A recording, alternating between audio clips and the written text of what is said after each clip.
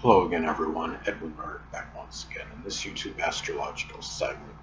I'm going to be talking about the June 4th, 2023 full moon in Sagittarius, part 2 of 2. Now, it's important to look at the aspects that this makes to points in your chart, as this could impact its delineation and interpretation for you.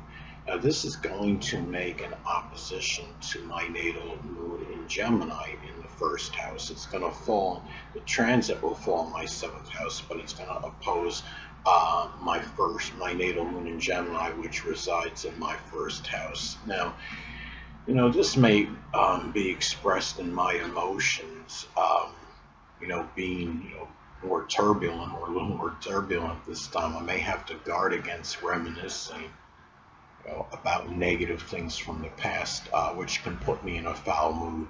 I may be torn between, feeling like doing two different things. Moon in Sagittarius may feel like speaking that veritable truth, whether someone wants to hear it or not. Moon in Gemini may simply feel like saying what the person wants to hear. Um, let's say the law versus outmaneuvering the law. The law of Sagittarius Gemini can sometimes manifest in outmaneuvering the law. I don't think that'll apply to me. Um, but anyway, what's also important to look at is the electional aspects this makes. Is this could impact how it affects those collectively. The full moon in Sagittarius is going to make a trine to Mars in Leo. This could give the right amount of added courage, drive, and motivation associated with this full moon. It may give the that right amount of physical strength to complete what is associated with the full moon in Sagittarius. If there is any instance, say there's a sports championship or title on the line, Mars and Leo may give that confidence and swagger to have the physical ability to dominate. It's also important to look at other electional transits at this time, as they may be more emphasized and accentuated because they're taking place at the same time as this full moon in Sagittarius.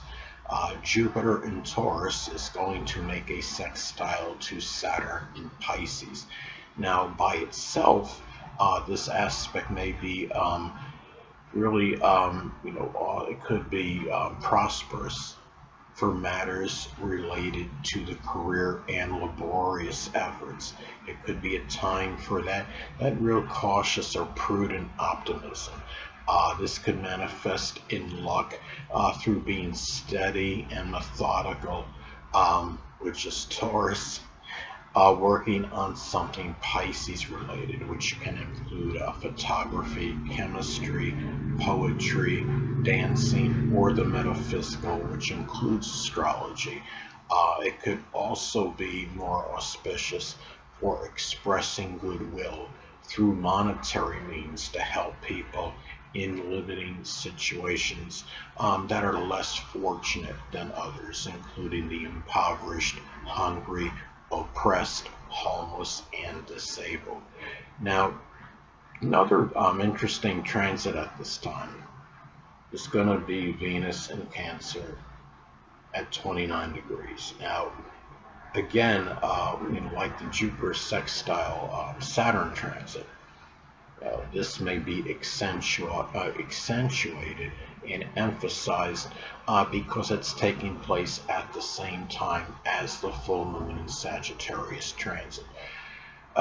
This could manifest in a number of ways. One way this could be expressed is the ending of a Cancerian position in which one made money. It could be someone that had made money in cooking, culinary work, restaurant work, real estate, home renovation, repair, history, or even working in a laundry or plumbing business. The 29th degree of Cancer has been considered and referred to as the millionaire's degree. Venus is associated with money, This coupled with the full moon in Sagittarius, the sign of luck, fortune, and prosperity, may indicate someone could win a prodigious amount of money at this time, perhaps through a lottery drawing. Now, another thing too about this, that this is it's important to look at other transits that to your chart at this time, as they may be intensified and amplified because they are taking place at the same time as this full moon in Sagittarius transit.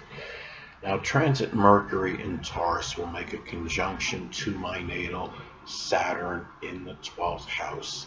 This may be expressed in thoughts regarding a limiting monetary situation that may be tied in with secret sorrows, things that are limiting, or Saturn. Monetary is Taurus, and secret sorrows is connected with the 12th house. Now, it may simply be about being more active in writings, which is Mercury, associated with work, which is Saturn, that I've expressed loyalty, which is Taurus, to. In the metaphysical, which includes astrology, the 12th house is the house of the metaphysical, which can include astrology.